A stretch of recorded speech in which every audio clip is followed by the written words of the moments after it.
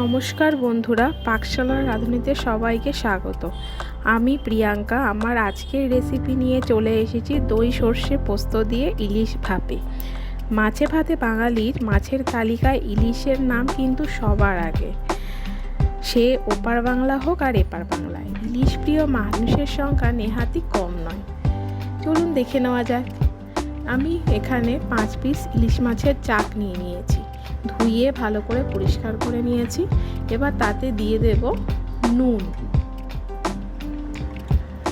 দিয়ে দিচ্ছি পরিমাণ মতো নুন, দিয়ে দেব হলুদ গুঁড়ো,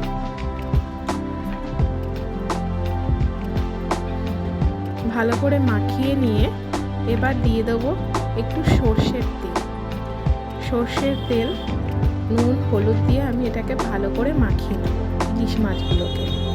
এবার তার মধ্যে দিয়ে দেব টক দই।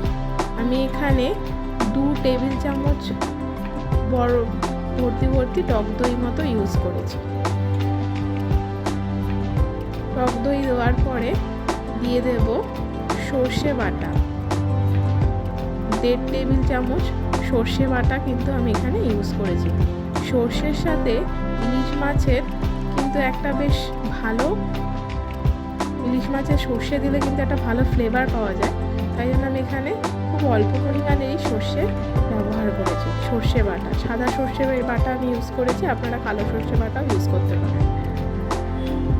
দিয়ে দিচ্ছি পোস্ত আর কাঁচা লঙ্কা একসঙ্গে বাটা। এটাও প্রায় আমি 2 টেবিল চামচ থেকে 2.5 টেবিল চামচ পরিমাণ তো আমি দিয়েছি।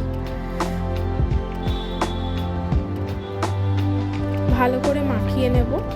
মাখিয়ে আমি এটাকে 15-20 মিনিটের জন্য ঢাকা দিয়ে রেখে দেব। আমার রেসিপি যদি আপনাদের ভালো লেগে থাকে তাহলে অবশ্যই আমার চ্যানেলটিকে সাবস্ক্রাইব করবেন আর আমাকে কমেন্ট করে জানাবেন আমার রেসিপি আপনাদের কেমন লেগেছে। লাইক শেয়ার করতেও ভুলবেন না। এবার একটা কড়াই নিয়ে নিয়েছি, কড়াইতে আমি ইলিশ মাছগুলোকে দিয়ে সাজিয়ে দিয়ে দিচ্ছি। আর দিয়ে দেব ওপর থেকে ম্যারিনেট করা যে বাকি মশলাগুলো, দিয়ে দেব বাটি ধোয়া জল। তার আগে আমি একটু সর্ষের তেলও দিয়ে দেব।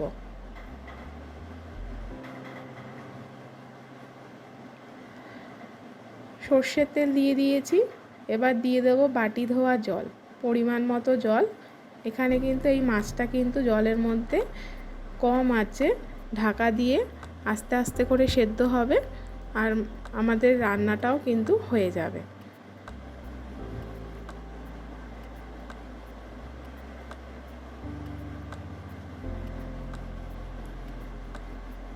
আমি এখানে পরিমাণ মতো জল দিয়ে দিয়েছি। এবার ঢাকা দিয়ে দেব, আঁচটাকে বাড়িয়ে দেব, ফুটে উঠলে তারপর আঁচটাকে কমিয়ে দেব। দিয়ে দিচ্ছি গোটা কাঁচা লঙ্কা,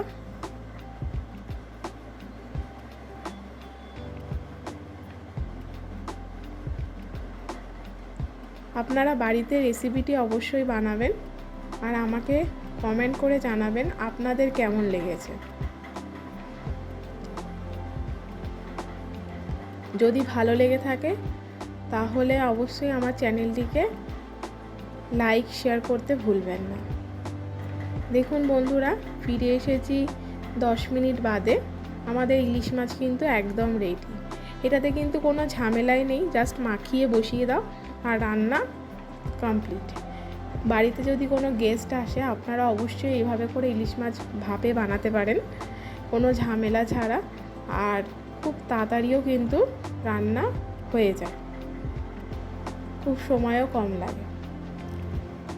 আমি এবার এই মাছগুলোকে একটা পাত্রে তুলে নিচ্ছি। আমাদের রান্না হয়ে গেছে।